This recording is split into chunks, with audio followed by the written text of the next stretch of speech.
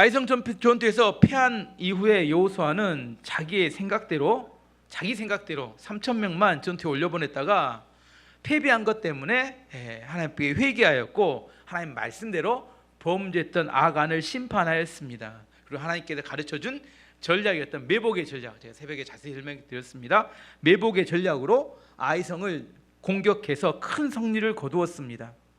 사람이 한번 실수하고 넘어질 수 있습니다.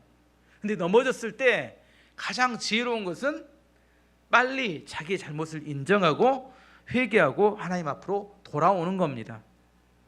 근데 반면에 끝까지 고집을 부리게 되면 패배는 반복되게 되고 결국 포기하고 말게 됩니다. 여호수아는 아이성 패배를 통해서 큰 교훈 두 가지를 얻었습니다. 첫 번째는 작은 것이라고 해서 자기 생각대로 하면 패배하고 하나님 말씀대로 할 때 승리한다. 아무리 작은 것이라도. 두 번째는 하나님 믿는 사람이라고 해서 다 승리하는 건 아니다. 이걸 깨달았습니다. 여호수아가 지도자가 된 다음에 요단강을 건너고 여리고성 승리할 때까지만 해도 패배를 해보지 않았기 때문에 이거 하기만 하면 되네 이런 생각을 했을지도 모르겠어요. 근데 아이성에서 패배하면서 이게 승리가 당연한 게 아니구나 하는 것을 깨달았다는 겁니다. 내가 하나님을 믿기 때문에 하나님께서 무조건 승리하게 해준다고 생각하신 분들은 아직 현실을 살아보지 않았기 때문입니다. 꼭 하나님을 무당의 부적처럼 생각하는 사람이 있어요. 무당집에 가면 비싼 돈 주면 부적을 줍니다. 부적을 갖고 다니면 그 사람이 죄를 짓든 선을 행하든 상관없어요. 무조건 복받고 잘 된다 이렇게 말합니다. 근데 꼭 하나님을 무당의 부적처럼 생각해서 내가 교회 다니면 뭐든지 다 잘 돼 이렇게 생각할 수 있는데 그렇지 않다는 겁니다. 아간처럼 범죄하게 되면 하나님의 약속을 깨뜨리게 되면 심판을 받게 됩니다. 패배하게 됩니다. 여호수아는 승리하는 데 있어서 하나님 말씀에 철저히 순종하는 게 얼마나 중요한지를 깨닫게 되었습니다. 다윗이 시편에 이런 고백을 합니다. 시편 119편 67절 말씀 보시면 고난 당하기 전에는 내가 그릇 행하였더니 이제는 주의 말씀을 지키나이다. 뭐 하기 전에는? 고난 전에는 내가 내 마음대로 잘못 살았는데 고난을 당하고 보니까 그때 내가 주의 말씀을 지키는 사람이 되었다. 사람이 웬만해서 말씀 지키고 살까요? 잘 안 지킵니다. 근데 고난 당하게 되면 자기의 그릇된 거에서 하나님의 말씀으로 돌아온다는 거. 시편 119편 71절도 같이 이야기합니다. 고난 당한 것이 내게 유익이라 이로 말미암아 내가 주의 율례들을 배우게 되었나이다. 고난이 유익이래요. 왜 고난이 유익이에요? 고난은 힘들고 괴로운 건데. 근데 고난을 당하게 되니까 내가 하나님의 말씀을 깨닫고 알게 되었다는 겁니다. 고난 당하기 전에 내가 하나님의 말씀을 들어도 그것이 뭔 말인지 몰랐는데 우리가 교회를 오래 다니게 되면 교회 생활에 익숙해지다 보면 마치 내가 하나님을 다 아는 것처럼 착각이 옵니다. 나는 교회 다니기 오래 다녔기 때문에 교회 생활 다 알아. 하나님 어떻게 일할지 다 알고 있어. 정말 다 알고 계신가요? 저도 잘 모르겠는데. 그리고 나서 더 이상 하나님을 알아가려고 하지 않습니다. 적당히 신앙생활을 흉내만 내게 됩니다. 사실은 자기가 안다고 생각하는 것 속에 속고 있는 것을 알아야 합니다. 다시 고백했던 것처럼 고난을 당하기 전에는 세상의 교육은 현대적이고 세련되고 최신 교육처럼 보이고 하나님의 말씀은 지루하고 재미없고 오래된 이야기처럼 들립니다. 근데 고난을 당하게 되면 무엇이 진짜 진리인지를 깨닫게 됩니다. 시계를 물속에 넣어보면 진짜인지 가짜인지를 알게 된다겠죠. 방수가 된지 안 된지 물속에 넣어보면 마찬가지입니다. 고난 속에 들어가 보면 우리가 붙들고 있는 것이 진짜 진리였는지 가짜였는지 고난 속에서 증명이 됩니다. 진짜 진리는 고난 속에서 능력이 나타나게 됩니다. 하나님께서는 우리의 무지를 깨뜨리기 위해서 우리를 고난 가운데 허락하십니다. 고난을 우리에게 허락하십니다. 고난을 통과하기 전에 교회에서 어떤 사람들이 매일 새벽 기도를 나와서 말씀을 듣고 새벽 기도를 드리는 사람들을 보면 뭐라고 생각해요? 시간 낭비다.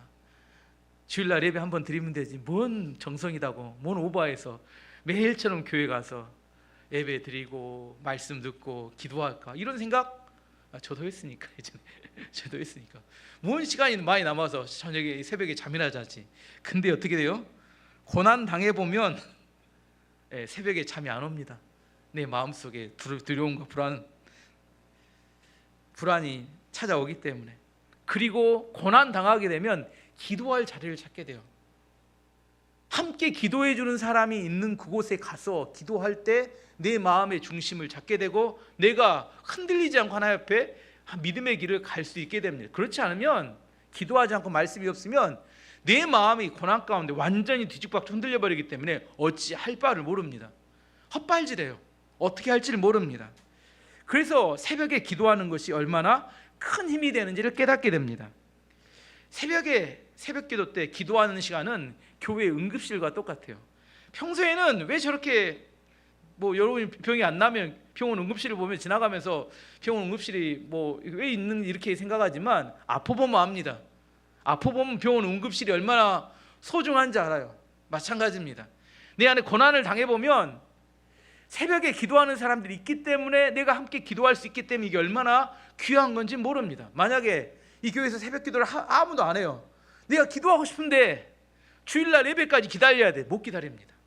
내 마음이 불안하고 두렵기 때문에 못 기다려요. 그래서 저는 우리 교회에 새벽 기도 나오는 사람들이 우리 교회 응급구조대원들이 그 사람 누굴 구해서가 아니에요. 내가 고난을 당하게 됐을 때 진짜 고난 당하게 되면 내가 기도할 자리를 찾는데 그때 여기서 같이 기도해 주는 사람이 있는 것이 자기가 얼마나 도움을 얻게 되는 시간인지 모른다는 거예요. 그때 매일처럼 말씀을 선포하고 함께 주님을 부르며 기도해 주는 사람이 있기 때문에 그 위기의 순간에 그때 함께 기도해 주는 사람들 때문에 그 위기를 무사히 넘어가기 때문입니다. 그래서 누가 이 교회의 지도자고 리더냐?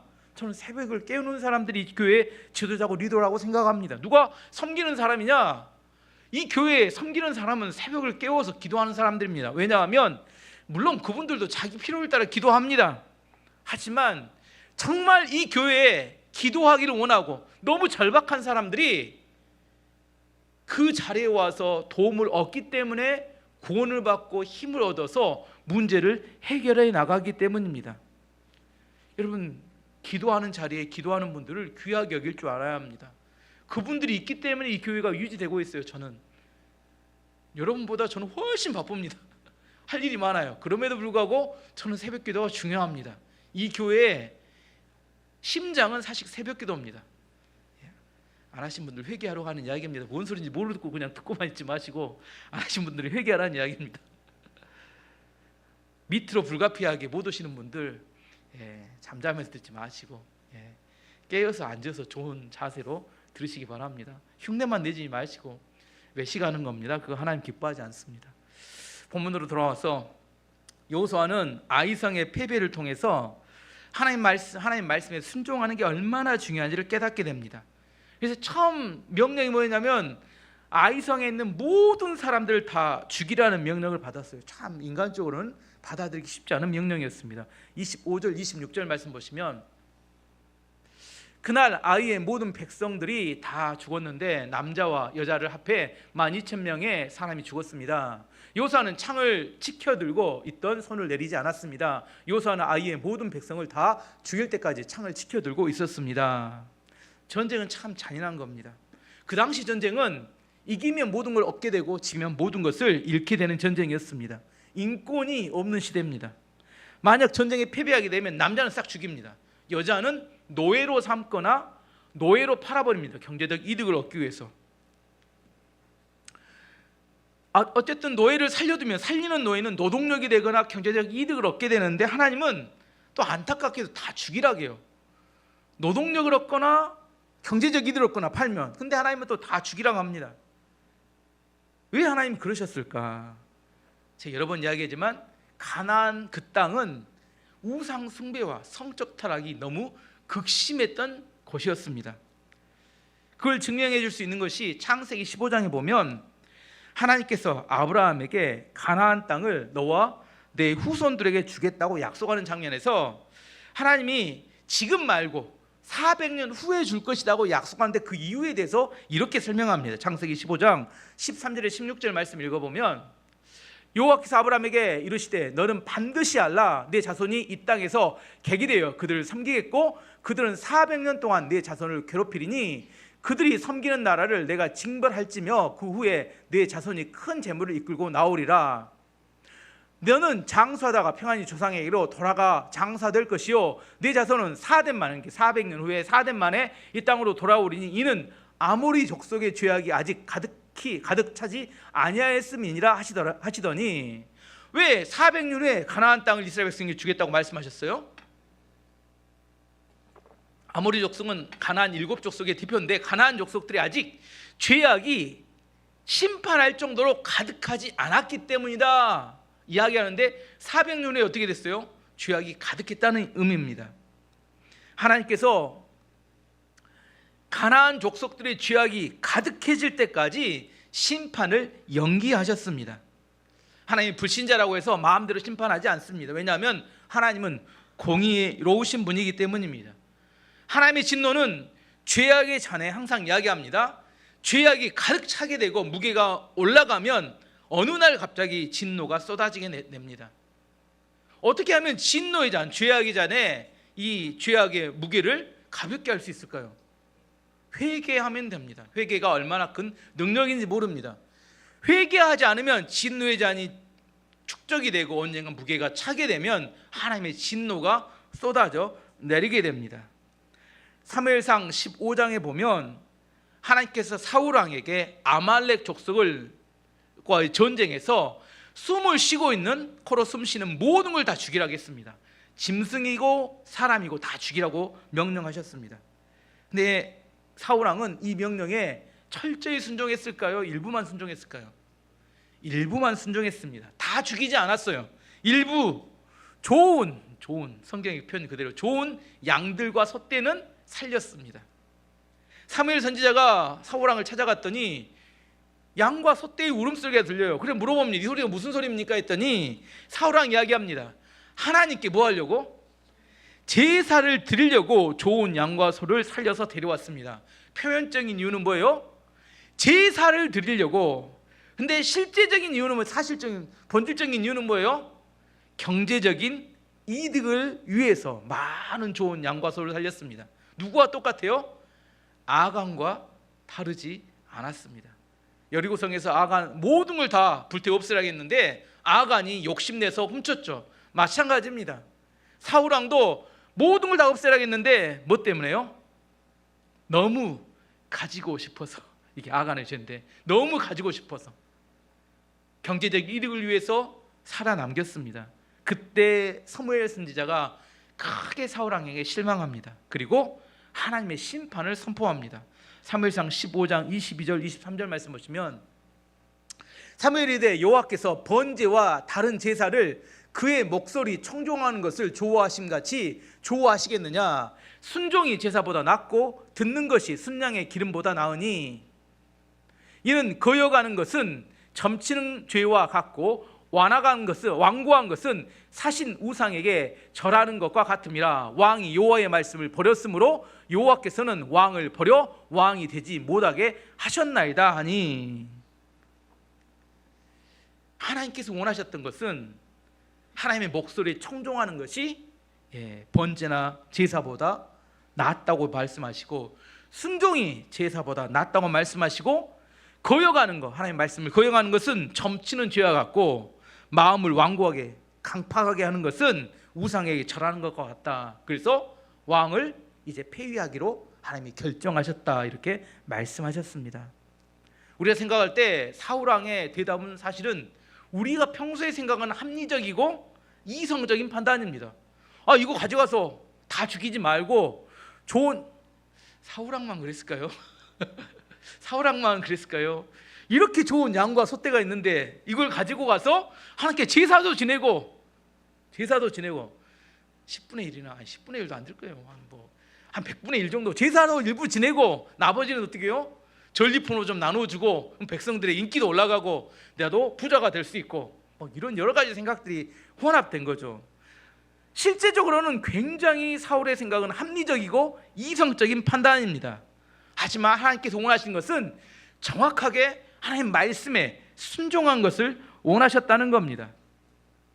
왜 사울왕은 이런 생각으로 이렇게 했을까 생각해 보면 하나님 말씀보다 자신의 합리적인 판단이 더 뛰어나다고 생각했기 때문입니다.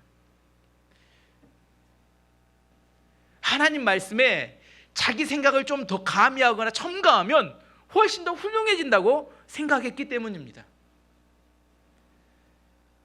유명한 그림 모나리자, 저도 보지는 못했습니다. 프랑스 안 가봤기 때문에. 그림만 가격으로 따지면 수조 원이 넘는다고. 근데 수조 원이 있어도 팔지 않기 때문에 살 수는 없습니다. 근데 모나리자 안에 있는 그 여자의 모습에는 눈썹이 없어요. 눈썹이 없이 하얗습니다. 어떤 사람이 그걸 보다가 사람이 눈썹이 있어야지, 아무도 없을 때 몰래 부스러 가서 눈썹을 그렸어요. 눈썹을 그려 넣습니다. 그러면 그림을 완성시킨가요? 망친 건가요? 예, 때려 죽여야죠. 그 세계적인 명화에다 그 덧칠을 안 되죠. 하나님 말씀에 내 생각을 집어넣으면 망친 건가요? 완성시킨 건가요? 예. 우리 생각은 완성시킨다고 기껏 했는데 그것이 망친 것이 될 수 있다는 겁니다. 하나님을 하나님으로 인정하지 않고 내 판단이 하나님보다 더 낫다고 생각하니까 첨가하는 겁니다. 하나님께서는 가나안 족속들을 없애라고 명령하셨어요. 참 인간적으로는 안타까운 마음입니다. 근데 왜 없애라고 했는지 좀 더 자세히 설명하는, 이렇게 표현하는 말씀이 나오는데 신명기 27장 보면 오늘 본문에 나오는 이야기를 모세가 먼저 명령합니다. 에발산과 그리심산으로 가서 그 산에 올라가서 저주와 축복을 선포하라 이렇게 말씀하시고 명령하는 장면에서 이런 말씀을 하십니다. 신명기 27장 11절 26절까지 긴 내용인데 한 절씩 교도하도록 하겠습니다. 모세가 그날 백성에게 명령하여 이르되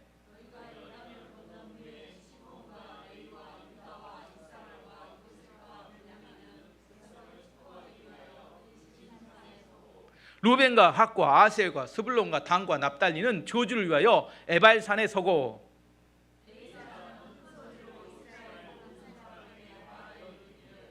창세기 손으로 조각하였거나 부어 만든 우상은 여호와께 가증하니 그것을 만들어 은밀히 세우는 자는 저주를 받을 것이라 할 것이요 모든 백성은 응답하여 말하되 아멘 할지니라.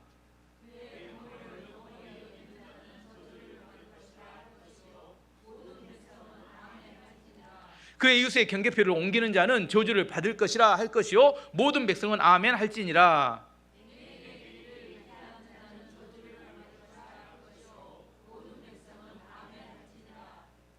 객이나 고아나 과부의 송사를 억울하게 하는 자는 저주를 받을 것이라 할 것이요 모든 백성은 아멘 할지니라.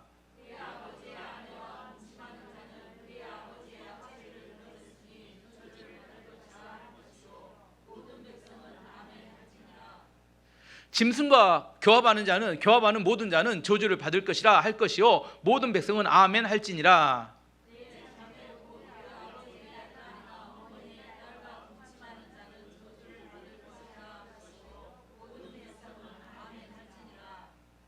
장모와 동침하는 자는 저주를 받을 것이라 할 것이요 모든 백성은 아멘 할지니라.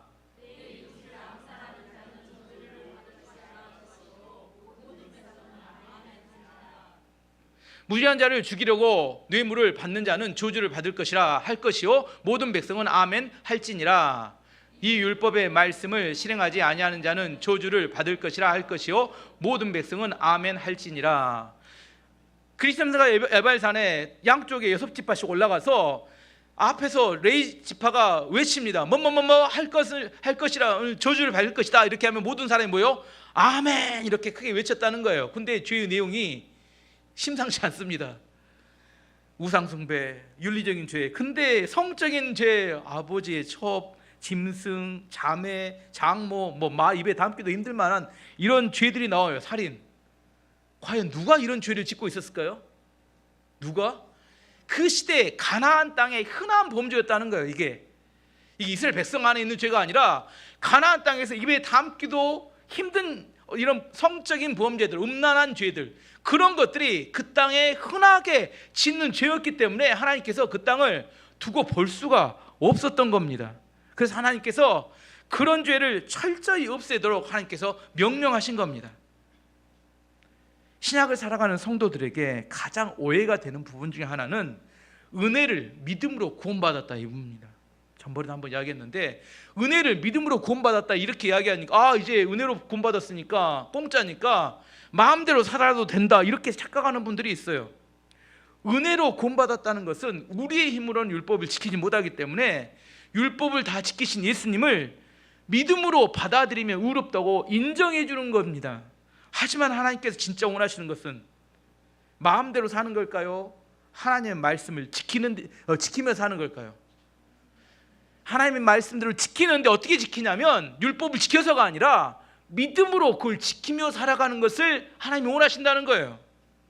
근데 우리는 은혜라는 이름으로 권리로 착각하기 때문에 오류가 발생합니다. 예를 들어서 부모가 먹을 거 못 먹고 입을 거 못 입고 아이들 공부를 시켰습니다. 등록금을 대주고 용돈을 대주고 노트북 사주고 학원을 보내고 고생하고 그렇게 해줬어요. 그런데 아이는 공짜라고 생각합니다. 부모가 그렇게 참고 해주니까. 그래서 어떻게 해요? 그 시간에 마음껏 놀러 다닐 거 놀러 다니고 게임할 거 게임하고 방탕하고 허랑방탕하게 시간을 낭비하면서 삽니다. 왜 그렇게 살아요? 은혜로 받아들이지 않고 자기가 권리라고 착각하기 때문에 발생하는 문제입니다. 그럼 어떻게 해야 돼요? 부모가 지원을 끊어야죠. 아닌가요? 돈 잃고 아들 잃고 합니다. 은혜도 알아야 합니다. 자녀들이 부모가 희생하고 그렇게 해주는 거에 대해서 알아야 되는데 그것에 대해서 알지 못하고 당연하게 생각하게 되면 그때부터는 문제가 생깁니다.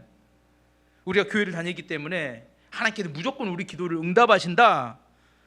그렇지 않습니다. 하나님의 약속 아래에 살아가야 합니다. 하나님께서 우리를 사랑하시기 때문에 줄 설교했듯이 우리에게 환난을 허락하십니다. 하나님 우리를 훈련시키시고 징계하신다는 겁니다. 여호수아는 아이성 패배를 통해서 하나님 말씀에 순종하는 것이 얼마나 중요한지를 깨닫게 됩니다. 좀 더 나가서 여호수아가 하나님 말씀에 지키는 게 얼마나 중요한지 깨달았다는 대목을 다시 한번 생각해 보면 지금 가나안 정복 전쟁이 한참 심각합니다. 전쟁이 치열해요. 근데 갑자기 아이성을 정복한 다음에 잠깐만 모두 멈춰 전쟁. 우리 예배 드리러 가야 돼. 그래서 어디로 가요? 그리심산과 에발산으로 30km나 떨어졌는데 모든 이스라엘 백성들을 데리고, 저도 이해가 잘 안 돼요. 지금 전쟁이 항상 치열한데 어디서 갑자기 적들이 공격해 올지 모르잖아요. 근데 모두 멈춰. 그리고 우리는 예배 드리러 가야 돼 하고 싹 끌고 어디로 가버려요? 그리심산과 에발산으로 중간에 예배를 드리러 갑니다. 30절 32절 말씀 보시면, 그 후에 여호수아는 이스라엘 하나님 여호와를 위해 에발산에 제단을 쌓았습니다. 그것은 여호와의 종인 모세가 명령한 대로였습니다. 여호수아는 모세의 율법책에 설명되어 있는 것과 같이 제단을 쌓았습니다. 그 제단은 새 연장으로 다듬지 않은 자연석으로 만들어졌는데 이스라엘 사람들은 그 제단 위에서 여호와께 태워드리는 제사인 번제와 화목제를 드렸습니다. 너무 바쁜데, 일정을 멈출 수 없는데, 근데 예배 드린다고 갑자기 모든 전쟁을 멈춰버려요. 참 대단한 배포입니다. 매주 예배를 드리러 나오는 게 쉬울까요? 다 사람마다 나름 이유가 있습니다. 하지만 하나님이 최우선이라고 결정한 사람만이 예배를 드릴 수 있습니다. 여호수아는 아이성 패배를 통해서 하나님의 말씀에 순종하는 것이 얼마나 중요한지를 깨달았어요. 전쟁보다 뭐가 더 중요해요? 예배가 더 중요하다고 생각한 겁니다. 모세의 율법책에 기록된 대로 우리는 예배 드리러 가야 된다. 그리심산과 에발산으로. 그리고 그곳에 가서 제단을 쌓는데, 제단을 쌓는 재료가 참 재밌습니다. 뭘로 다듬어지지 않은, 쇠로 다듬지 않은 자연석으로 제단을 쌓았다는 거예요. 이게 얼마나 쌓기 힘들겠어요. 왜 그러냐면 쇠로 다듬으면 어떻게 돼요? 네모 반듯하게 탁탁탁 잘라가지고 착착 세우면 멋지게 세울 수 있잖아요. 근데 다듬으면 안 돼. 자연석 그대로를 갖다가 제단을 쌓아야 되니까 제단을 쌓기 위해서 돌을 찾는 것도 쉽지 않죠. 정확하게 돌을 찾아서 딱 이렇게 맞춰가지고 제단을 쌓아야 했습니다. 왜 그랬을까? 여호수아가 왜 이렇게 쌓기 힘든, 이렇게 찾기 힘든 자연석으로 제단을 쌓았을까요? 왜 그랬을까요? 모세가 그렇게 하라고 명령했기 때문입니다. 신명기 27장 5절 6절 말씀 보시면, 또 거기서 내 하나님 여호와를 위하여 제단 곧 돌단을 쌓을 때 그것은 쇠 연장을 대지 말지니라. 너는 다듬지 않는 돌로 내 하나님 여호와의 제단을 쌓고 그 위에 내 하나님 여호와께 번제를 드릴 것이며. 모세가 뭐라고 했어요? 자연석으로, 다듬지 않은 자연석으로 연장을 쓰지 말고 제단을 쌓으라 하겠습니다. 이 무슨 의미냐면 너무 멋지게 만들지 말라는 겁니다. 너무 멋지게 만들지 말고 있는 모습 그대로 나가는 게 중요하다는 겁니다. 예배 드리러 나갈 때 위선과 애식의 모습으로 나가지 말고 있는 모습 그대로 나가라는 겁니다. 예배당도 너무 화려하고 깔끔하게 짓지 말고 어떻게 해요? 약간 자연성 느낌 나는 대로. 이게 어떤 느낌일까? 내가 아무리 생각해도 생각이 나서 내가 생각나는 것이 꼭 허름한데 소문난 맛집 같은 느낌이 오신가요? 허름한데 소문난 맛집 같은 그런 교회의 느낌이 성경에서 말하는 하나님의. 왜 사람들이 하나님께 이렇게 할까요? 그 제단은 하나님을 만나기 위한 도구인데 그 제단은 홀딱 빠져볼 수 있어요. 교회를 너무 아름답게 지어놓으니까 뭐예요? 교회의 아름다움이. 너무 추우신가요? 추우면 에어컨 뒤에 끄셔도 좋을 것 같아요. 추워하시는 분이 많네. 너무 아름답게 지어놓은 게 뭐예요? 아름다운 성전을 보면 와 한데 거기서 뭘 못 만나요? 하나님 못 만나요. 우리 장로님 지난주 이번 주 이렇게 교회 주변에 페인트 다 칠했는데 어찌라고 나는 깨끗하게 페인트를 다 칠했습니다. 이러면 안 보시겠지만 장로님 근데 어쩌라고. 예, 약간 허름한 맛집 같은 그런 느낌의 있는 모습 그대로 사람들이 이 의리의리한 성전에 부담을 느끼지 않도록. 어디 교회가 마음 의리한 성전에 위축되고 내가 있어야 되지 아니할 곳에 온 것처럼 그러지 말라는 겁니다. 자연석과 같은 그런 모습으로 나오라는 겁니다. 왜 그랬어요? 여호수아가 왜 자연석으로 제단을 쌓았다고요? 모세가 성경에 그렇게 기록한 그대로를 지키기를 원했다는 겁니다.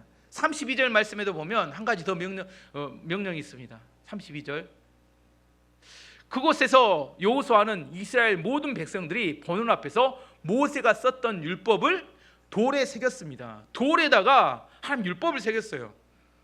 필사해 보신 분들 알죠? 종이에다 펜으로 쓰는 것도 쉬울까요? 어려울까요? 손에 땀나고 쥐나고 힘듭니다. 근데 돌에다가 말씀을 새기는 건 어떨까요? 돌에다가 머리에다가 새기면 모르겠어요. 돌에다가 하는 게 얼마나 어려웠겠어요. 왜 그랬을까요? 누가 그렇게 하라고 했어요? 모세가 그렇게 하라고 명령했습니다. 신명기 27장 2절 3절 말씀 보시면, 너희가 요단을 건너 내 하나님 여호와께서 내게 주신 땅에 들어가는 날에 큰 돌들을 세고 석회를 바르라.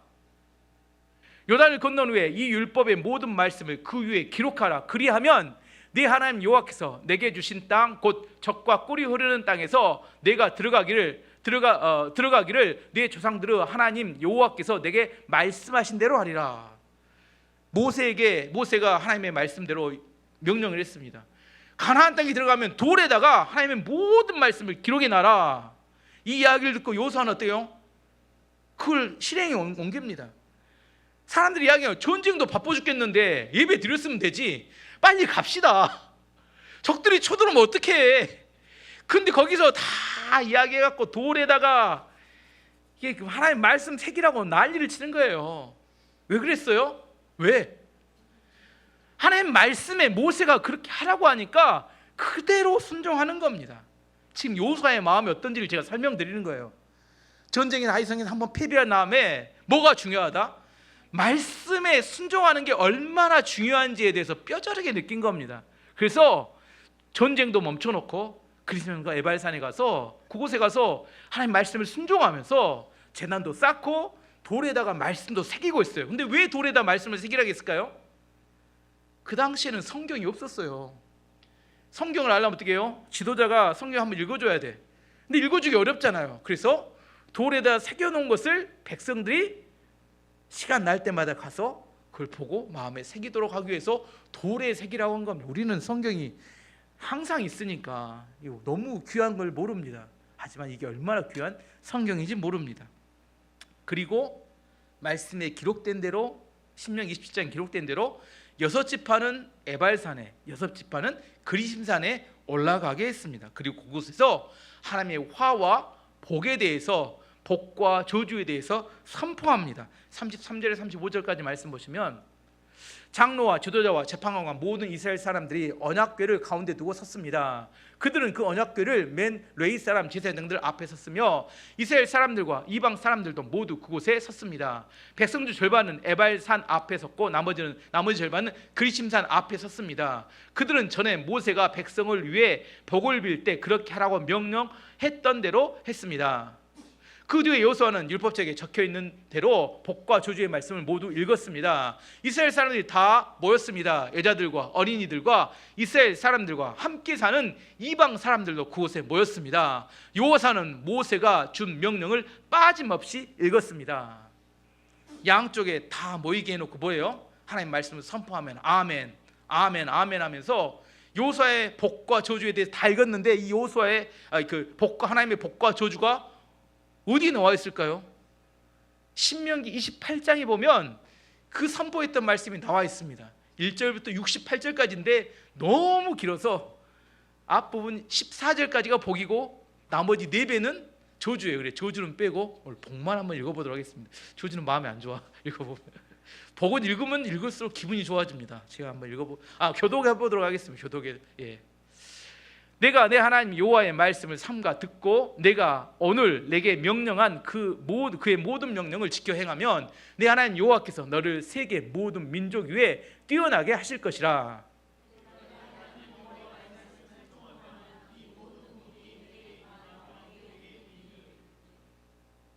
성읍에서도 복을 받고 들에서도 복을 받을 것이며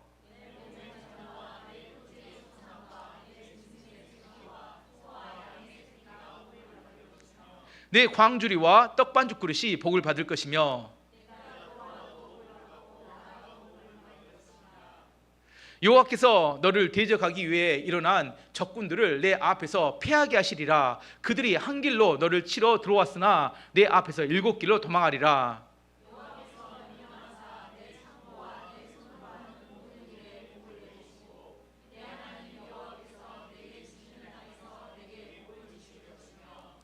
여호와께서 내게 맹세하신 대로 너를 세워 자기의 성민이 되게 하시리니 이는 내가 내 하나님 여호와의 명령을 지켜 그 길로 행할 것임이니라.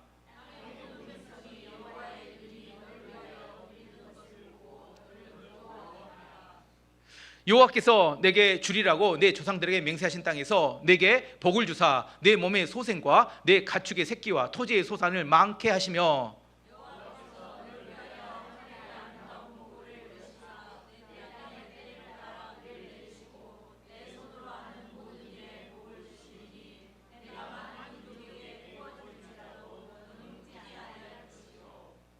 여호와께서 너를 머리가 되고 꼬리가 되지 않게 하시며 위에만 있고 아래에 있지 않게 하시리니 오직 너는 내가 오늘 내게 명령하는 내 하나님 여호와의 명령을 듣고 지켜 행하며 내가 오늘 너희에게 명령하는 그 말씀을 떠나 좌로나 우로나 치우치지 아니하고 다른 신을 따라 섬기지 아니하면 이와 같으리라. 아멘. 읽으면 기분이 좋아집니다. 여러분들 우울하시면 한 번씩 읽으면서 너나 내에다가 여러분 이름을 넣어갖고 읽으시면 기분이 업되고 의미가 있어요. 6절에 나오는 네가 들어가도 복을 받고 나와도 복을 받고, 여기서 세계적인 기업이 하나 나왔어요. 미국 햄버거 체인 인앤아웃이 여기서 힌트를 얻어서, 아시죠? 인앤아웃 햄버거가 여기서 나왔다 합니다. 인앤아웃 햄버거가. 여러분도 이걸 읽으시면서 여러분 아이디어를 얻어가지고 창업하시고 또 새로운 하나님의 축복의 길을 여실 수 있습니다. 하나님의 말씀을 안 읽으시니까 뭔 아이디어가 안 생긴데 인앤아웃이 여기서 나왔다니까요. 여러분도 말씀을 읽으시면서 하나님의 아이디어를 얻어야 합니다. 이거 읽으면 기분이 좋아진다니까요. 저는 가끔 읽으면 기분이 좋아지더라고요. 스스로 우울하시면 읽어보세요. 뒤에 저주 읽으면 우울해집니다. 조심하셔야 돼요. 읽으면 무섭습니다. 4배가 더 저주가 많습니다. 68절까지 사람 나머지 저주인데 가급적이면 한 14절까지 읽다가 넘기셔도 괜찮고. 근데 여러분이 약속을 붙들어야 되는데 뭘 붙들어야 될지 모르겠다. 그러면 이런 말씀이라도 읽으세요. 읽어야 내 마음에 믿음이 생기지. 하나님이 어떤 복을 주시겠다고 약속하셨는지 말씀을 지키면. 나도 한국판 인앤아웃을 만들어야겠다 하시면 여러분도 그 안에서 이렇게 아이디어를 얻으셔야 합니다. 어쨌든 하나님께서 왜 이런 말씀을 돌에다 새기라고 했을까? 저는 여러분 머리에다 새기고 싶은데 왜 돌에다 새기라고 했을까? 잊지 말라고, 자주 들여다보라고, 그래서 여러분의 마음에 새기라고 그렇게 하신 겁니다. 우리의 마음 연약해서 눈에 보이는 상황에 낙심하게 되거나 교만해져 버려요. 좀만 잘 되면 교만해져 버리고, 좀만 오면 낙심해서 또 날리고. 왜요? 말씀이 기준이 아니니까. 이 말씀으로 돌아가야 흔들리지 않습니다. 오늘 말씀의 결론입니다.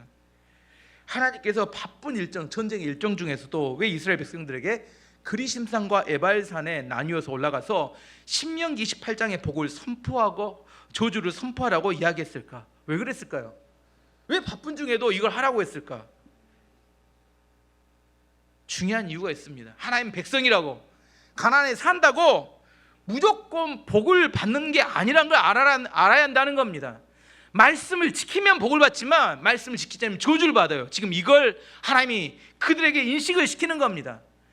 여리고성에서 성공했지만, 승리했지만 아이성이 패배했어요. 그러면서 그들에게 예배를 드리러 가서 저주와 축복을 선포하는 겁니다. 너네들 내 백성인지 안다. 하지만 그럼에도 불구하고 말씀을 잘 지키면 복을 받지만 말씀을 지키지 않으면 4배나 더 많은 저주가 있을 것이다. 하나님의 백성들은, 믿는 백성들은 세상의 기준입니다. 말씀에 순종하면 세상 사람들은 1 정도의 복을 받을 때 믿는 성도들은 10 정도의 훨씬 많은 복을 받습니다. 반대도 똑같습니다. 하나님 말씀을 거절하고 불순종하면 세상 사람들 1 정도 심판을 받는데 믿는 사람은 10 정도 저주를 받아요. 왜 그렇습니까 하나님? 그래서 좀 증폭이 돼요. 이게 세상 사람들이 볼 수 있도록 하는 기준이다니까요. 기준이에요. 복과 저주가 한 10배 정도로 나와요. 네 능력이 아니에요. 하나님께서 우리를 훈련시키고 하나님의 기준으로 삼기 위해서 증폭된 복과 저주가 우리가 임하는 것을 알아야 합니다. 그래서 우리의 지혜는 뭐냐면 철저히 하나님 말씀에 순종하는 것.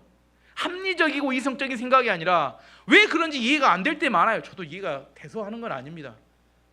저도 나름 이렇게 머리가 있어서 이거 막 머리를 짱구를 굴려보고 이렇게 해요, 이렇게 하면 좋겠다고 생각하는데 꼭 그렇게 하면 잘 안 돼요. 이상합니다. 왜 그렇게 하면 잘 안 되는지 모르겠어. 나름 머리를 써보면 안 돼요. 이렇게 하면 잘 될 것 같잖아요. 막히고 안 됩니다. 근데 좀 멍청해야 제 생각에 복 받는 것 같아요. 좀 순박해야 돼. 그냥 하나님 하라고 하면 좀 이렇게 그대로 좀 가면 이렇게 훨씬 나은데 여기에 자꾸 자기 생각을 섞어 넣기 시작하면 나름 좋은 아이디어를 짜면 그때가 잘 안 되는 일인 것 같아요. 어쨌든 2024년 한 해 동안 하나님 말씀 앞에 철저히 순종함을 통하여 여호수아처럼 깨달아서 순종함을 통하여 큰 승리를 얻는 한 해가 되시기를 축원합니다.